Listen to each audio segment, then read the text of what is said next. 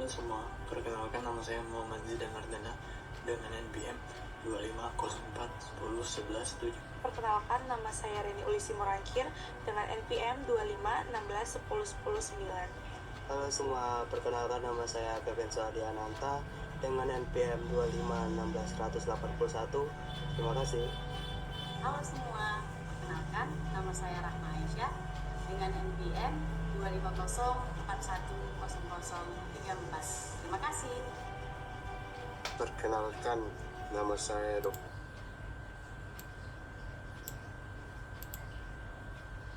NPM saya 251610014. Halo teman.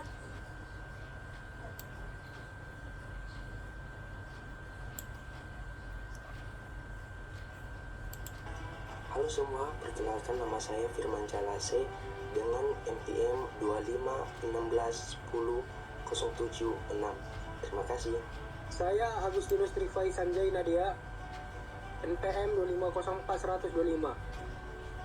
Saya mewakili kelompok 4 dengan materi evaluasi bahan adiktif pangan pada pengawetan ikan. Pendahuluan urgensi pengawetan ikan, peran krusial industri olahan ikan Indonesia, prosedur ikan tangkap terbesar dunia global, menyumbang 20% permintaan. Industri olahan seperti fish nugget, sosis ikan, dan surimi nanti pasar domestik dan ekspor. Ikan komoditas mudah rusak. Ikan cepat membusuk karena aktivitas mikroorganisme dan enzim. Pengawetan vital untuk mencegah dehidrasi biologis, kimiawi, dan fisik, menjaga kualitas produk dari nilai hingga konsumen. Garam dapur, pengawet alami digunakan sejak kuno. Garam bekerja via osmosis, mengurangi kadar air bebas dan menghambat pertumbuhan bakteri atau jamur. Metode aman, alami, dan efektif memperpanjang masa simpan. Formalin, efektif namun berisiko.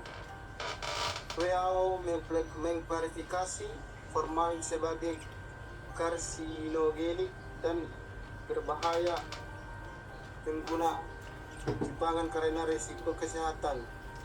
Efektivitas tinggi namun kontroversi keamanan. Latar belakang isu formalin dan alternatif alami. Formaldehida zat berbahaya. WHO karsinogen kelas 1, batas aman pangan 0 ppm. Penggunaan ilegal dan resiko kesehatan, merusak DNA dan organ vital, menyebabkan kanker, keracunan, mual muntah dan neurologis. Presiden terdeteksi sebesar 0,28 mg Kg dari 100 kasus keracunan per tahun. Garam dapur, alternatif dan efektif, pengawet alami atau mekanisme osmosis, efektif, kontrol bakteri 1,2 sampai 10,42 CTU per gram tanpa resiko berbahaya, ramah lingkungan, dan biaya lebih rendah. Krusial evaluasi bahan adiktif, kepatuhan standar keamanan atau Codex Alimentarius atau untuk industri berkelanjutan, produk aman berkualitas tinggi. Rumusan masalah dan tujuan penelitian. Rumusan masalah. 1. Efektivitas pengawetan. Perbandingan garam dapur versus formalin atau mikrobiologis residu stabilitas produk. 2.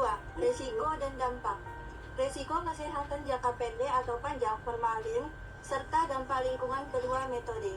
3. Implikasi ekonomi. Analisis biaya produksi, harga jual, dan profitabilitas garam dapur versus formalin.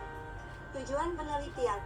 Tujuan umum: mengevaluasi komprehensif bahan adiktif pangan pada pengawetan ikan, garam dapur, dan formalin. Untuk rekomendasi industri. Tujuan spesifik. 1. Menganalisis dan membandingkan efektivitas atau mikrobiologis residu sensorik produk. 2. Mengidentifikasi dan mengevaluasi risiko kesehatan atau toksisitas, karsinogen, dan dampak lingkungan. 3. Mengevaluasi aspek ekonomi atau biaya produksi, efisiensi, keuntungan untuk keputusan berkelanjutan. Tinjauan pustaka. Mekanisme pengawetan. Pengawetan ikan bertujuan menghambat oleh mikroorganisme, enzim, dan oksidasi lipid. Ini memperpanjang masa simpan dan menjaga kualitas nutrisi produk. Mekanisme garam dapur. Osmosis. Garam dapur NaCl menarik air dari sel mikroorganisme melalui osmosis, menghambat metabolisme dan pertumbuhan bakteri dan jamur. Efek dehidrasi di sel mikroba. Selanjutnya, mekanisme formalin, denaturasi protein. Formalin dengan nomor kimia HCHO membunuh mikroorganisme dengan bereaksi terhadap protein dan asam nukleat, menyebabkan denaturasi protein. Efek koagulasi protein mikroba. Dampak dan standar internasional. Formalin residunya itu di 0,28 mg atau per kilogramnya. Karsinogenik dia C klasifikasi 1. Polusi air BOD-nya tinggi. Dan garamnya lebih biodegradable dan ramah lingkungan. Kodeks Alimentariusnya melarang formalin dalam pangan, seperti yang ada pada gambar di atas saya. Metode penelitian, desain, dan variabel. Yang digunakan itu ada 3. Yang pertama pendekatan, kedua populasi dan sampel, ketiga kelompok perlakuan.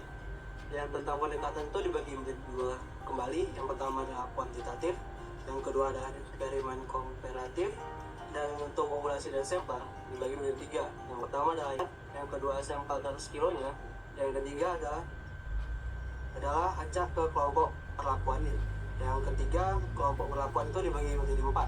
Yang pertama garam dapur, kedua formalin, yang ketiga kontrol tanpa pengawetan, dan yang terakhir 3 replikasi per kelompoknya. Nah, variabel penelitian digunakan di sini itu ada 3. Yang pertama dependent, yang merupakan jenis bahan adiktif, garam dapur versus formalin, dan konsentrasi. Yang kedua dependent, yang merupakan keamanan mikrobiologis, residu bahan adiktif, parameter sensorik, dan aspek ekonomi. Yang terakhir atau yang ketiga yaitu adalah kontrol, yang merupakan ikan tanpa pengawetan. Metode penelitian tahapan eksperimen. 1. Persiapan data awal.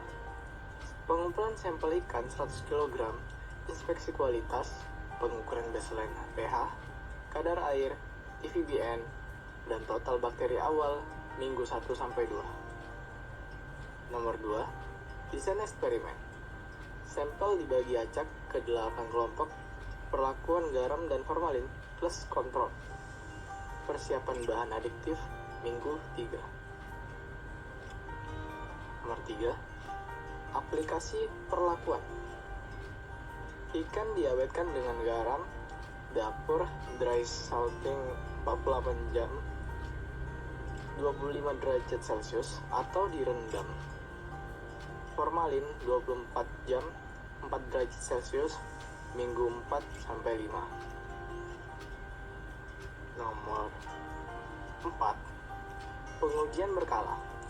Uji TPC hari 0, pengujian mikrobiologi residu formalin dan sensorik oleh panel ahli berkala. Hari 7, 21-28, minggu 6-8. Nomor 5. Data ekonomi dan lingkungan. Analisis biaya, bahan tenaga limbah, dan dampak lingkungan BOD limbah, data dari survei dan literatur minggu 9. Nomor 6.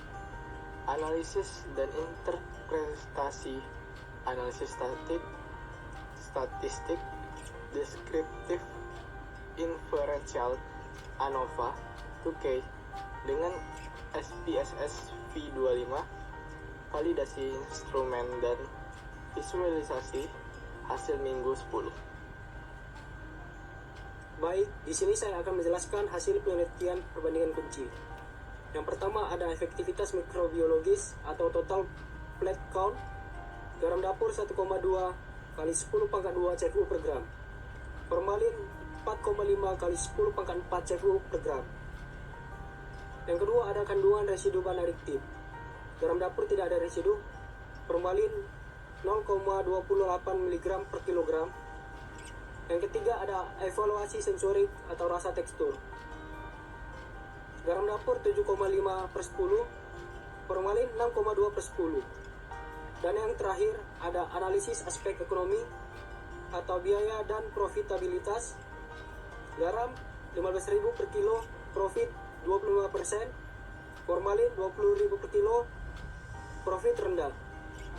Garam dapur lebih unggul secara multidimensi dan direkomendasikan sebagai alternatif aman dan berkelanjutan. Terima kasih. Pembahasan interpretasi formalin, risiko dan batasan. Efektivitas pengawetan menurun seiring waktu. 1. Residun 0,28 mg per kilogram melebihi 0 ppm.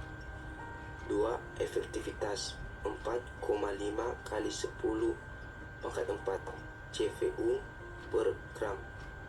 Hari ke-14. Risiko kesehatan. 1. Iritasi pencernaan, mual, muntah. 2.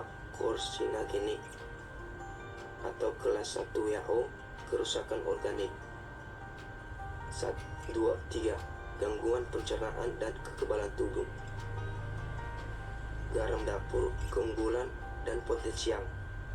Efektivitas pengawetan dan keamanan. 1. Efektivitas 1,2 kali 10 pangkat 2 CFU per gram hari ke-14. 2. Residun, tidak ada risiko berbahaya. Preferensi konsumen. Skor sensor 7,5 per 10 atau lebih disukai. Perbandingan ekonomi. Formalin 20.000, garam dapur 15.000. Dampak lingkungan. Formalin, BOD tinggi, sulit terurai. Garam dapur lebih biodegradable. Inovasi garam dapur, kombinasi bahan alami atau pengeringan hibridat untuk kurangi asin. Rekomendasi untuk industri pangan. Yang pertama, keunggulan garam dapur. Efektif kendalikan bakteri patogen, aman tanpa resiko berbahaya jangka panjang, unggul sensorik, rasa, tekstur, aroma, biaya produksi rendah, probabilitas tinggi. Yang kedua, resiko formalin. Residu melebihi batas aman atau 0 ppm, beresiko toksisitas dan karsinogenitas. Efektivitas menurun seiring waktu, kurang disukai secara sensorik. Yang ketiga, dampak lingkungan dan ekonomi. Formalin, limbah BOD tinggi, polusi air. Garam dapur, biodegradable, ramah lingkungan. Formalin, biaya jangka panjang dan risiko hukum. Garam dapur, ekonomi berkelanjutan. Yang keempat, rekomendasi utama. Industri beralih ke garam dapur dan inovasi rasa regulator. Pemerintah perketat pengawasan dan edukasi masyarakat. Konsumen pilih produk aman dan sadar label lingkungan. Adopsi pengolahan limbah daur ulang. Lalu ada saran atau langkah ke depannya. Yang pertama itu industri pangan beralih ke garam dapur. Inovasi kombinasi rempah atau pengeringan hibrida. Yang kedua, regulator dan pemerintahan. Yang pertama, perekat pengawasan formalin. Yang kedua, dorong sertifikasi aman dehydrasi. Lalu, yang ketiga, ada penelitian lanjutan. Yang pertama, uji skala industri atau variasi ikan atau bioaktif. Yang kedua, evaluasi dampak kesehatan jangka panjang. Lalu yang ketiga, yang keempat, konsumen dan masyarakat. Yang pertama itu pilih produk bersertifikat atau organik atau bebas formalin. Yang kedua, tingkatkan kesadaran via edukasi. Lalu yang terakhir, ada keberlanjutan lingkungan. Yang pertama, adopsi pengolahan limbah daur ulang. Dan yang terakhir itu dukungan SDGs kesehatan dan lingkungan. Terima kasih. Demikian hasil presentasi kami dari kelompok 3. Jika ada kekurangan dalam pembahasan materi kami mohon minta maaf. Akhir kata saya ucapkan terima kasih.